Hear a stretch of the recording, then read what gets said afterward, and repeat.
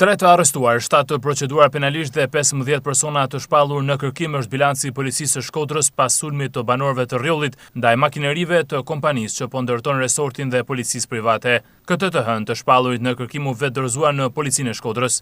Ardhja sot është për t'i treguar që edhe një herë atyre që jemi në tokat tona dhe jemi në punën tonë. Ata janë që vinë në pronat tona. Ka pas disa përplasje, përleshje, po edhe këta nuk kanë dieni se vetëm marë, ata rrezik mund t'i bishin edhe njëri tjetrit, jo ma objekteve. Ky mekanizëm është se fadromen ecë madhe nuk e largojnë, do të thejnë xhamin, do i heqin rrotën, do ta nxjerrin copa për liru tokën e tyre.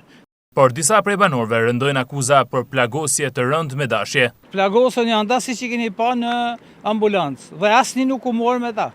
Në qovë se është plagos duke godit tjerët, jo duke godit atë dikush tjetër. Që as ne s'kemi bakallëzim, as ata s'kan bakallëzim.